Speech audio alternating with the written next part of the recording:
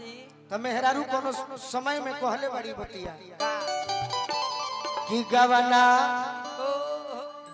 अरे करवलो ये पिया हो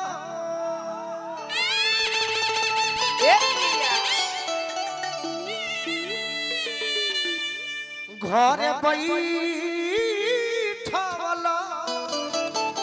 वाह वाह अपने तो गई पिया हो हाँ जी पूर्वी बनी जिया हाँ केकरा से हंसब पिया हो पिया हो केकरा से बोलो बोलो आ केकरा से कहब ये पिया अपना दिलवा के पति पति देव चिट्ठी के जवाब भेजलन कि ननदी से हंसी हो गोतिनी से बोली हो बोली आ देवरा से कही हो धनी हो अपना दिलवा के बतिया वाह बाकी भजनवे में कहले बड़ी क्या हो अरे अमावा लगवाला पिया हो महुआ रे लगवाला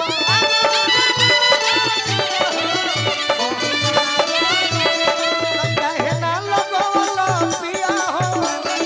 अरे कहे ना लगवाला पिया हो दुनिया के मछिया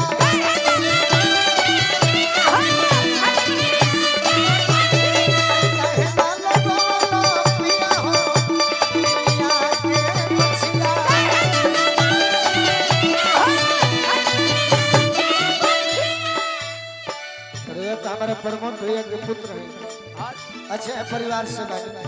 हमारे के आशीर्वाद दे रहे अरे अमावा लगावला ए पिया हो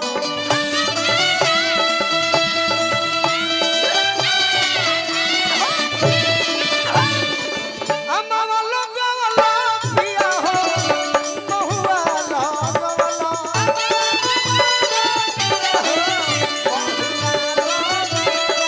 कहे ना लगवाला पिया हो अरे कहे ना लगवाला पिया हो दुनिया के मछिया अरे कहे ना लगवाला पिया हो दुनिया के मछिया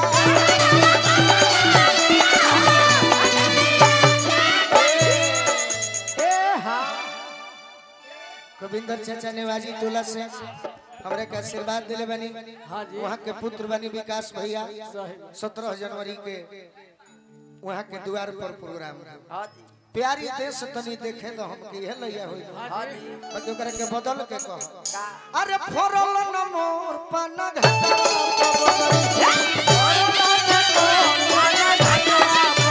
फरल न मोर पन घटा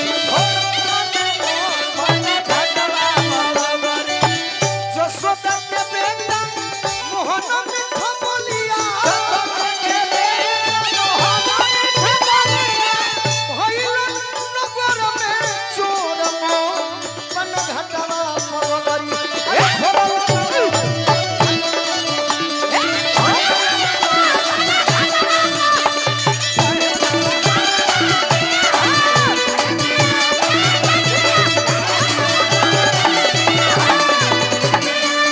और का कहतरी और का निमिए हो घरवा माई के निमिए दुआरा